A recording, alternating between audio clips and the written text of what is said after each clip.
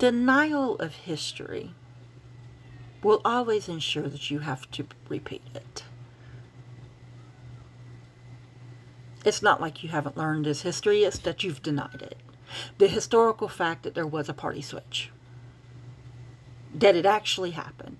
I mean, it seems very easy to understand. It was very easy to infiltrate the grand old party. After all, your Lord and Savior Lincoln, who freed the slaves, really didn't give a flying shit about the slaves. The only thing he cared about was saving the Union. He even said as much when he said, if I could save the nation and free the slaves, free all of them, I will do that. If I can save the nation and, free some of them, I'll do that.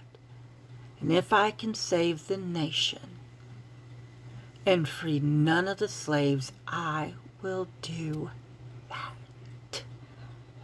He didn't give a shit about the slaves. And hell, all the Dixiecrats which were the racist offshoots of the Democrats, okay? The Dixiecrats was easy to infiltrate the GOP because all they had to do was latch on to that little bit of racism that y'all still held on to.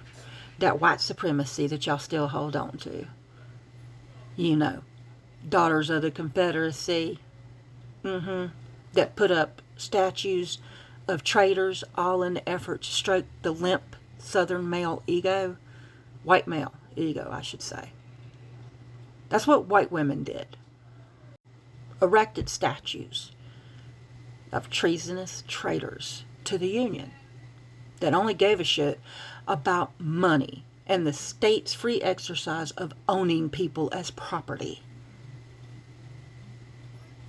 Hell, y'all fell right in line when the slaves were actually freed, and all of them, to put in Jim Crow laws and do things like, bomb Black Wall Street in Tulsa, Oklahoma, and Rosewood, Florida, and flood one in Georgia, and the list goes on and on. Hell, most of you still fly the Confederate flag to this day. The flag of losers, of traitors. The party that's governor of one of the states in the Union, Alabama, Mississippi. Where was George Wallace? George Wallace, governor. It'll come to me later. But anyway, he stood in front of the schoolhouse doors and told John F. Kennedy, fuck you, I'm not letting black people into the schools. John F. Kennedy had to actually activate the National Guard to implement the desegregation because, see, that was the final nail in your racist little white supremacy heart, was the fact that your little white children had to go to school with the black children. You see, before the Civil War, the GOP were considered the progressive party, the liberal party. And then after the Civil War, because y'all held on to that racism and that white supremacy so fucking hard, the Dixiecrats say, well, fuck it. We can get our way anyway, simply by infiltrating and taking over the GOP.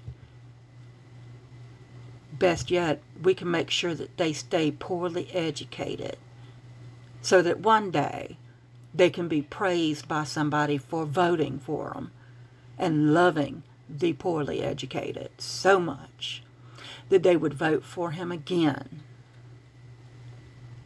I've said over and over again, and I'll keep saying it, the old saying of when fascism comes to America, it will come to America wrapped in a flag and holding a Bible, pales in comparison to the reality of the situation. The GOP have voted in fascism, and this one molests the flag and sells its citizens' Bibles.